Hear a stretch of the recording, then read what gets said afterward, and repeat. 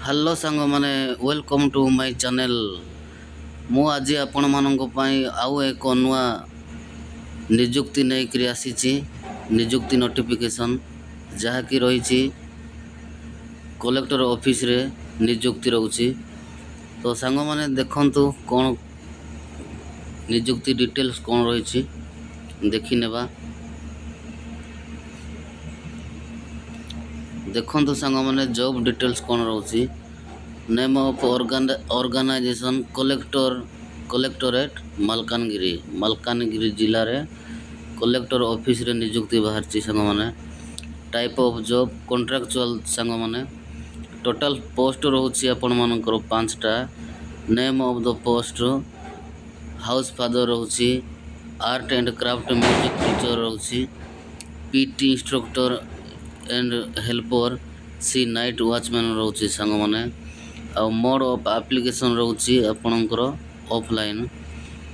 Who can apply, all Odisha candidates can apply सांग माने। Posting रोची आपणकर ओडिशा रे रहइबो। आ लास्ट डेट रोची अप्लाई लास्ट डेट 30 जुलाई। तापरे देखंतु बोथ महिला एवं पुरुष अप्लाई करि परिबे सांग माने। तापरे एलिजिबिलिटी क्राइटेरिया कौन रोची। एजुकेशन क्वालिफिकेशन देखिबा सांग माने।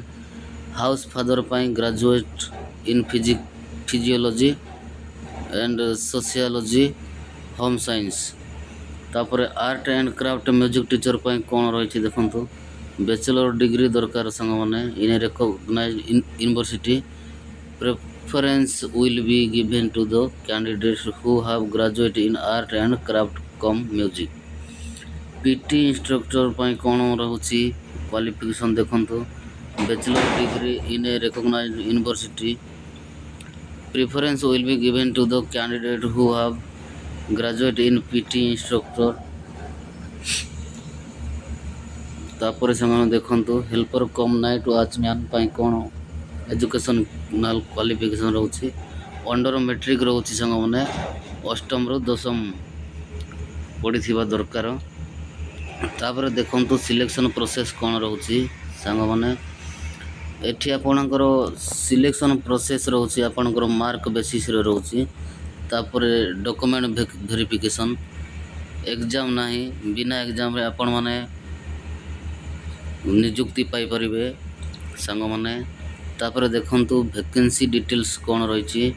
हाउस फादर 2टा पोस्ट अच्छी सांग माने।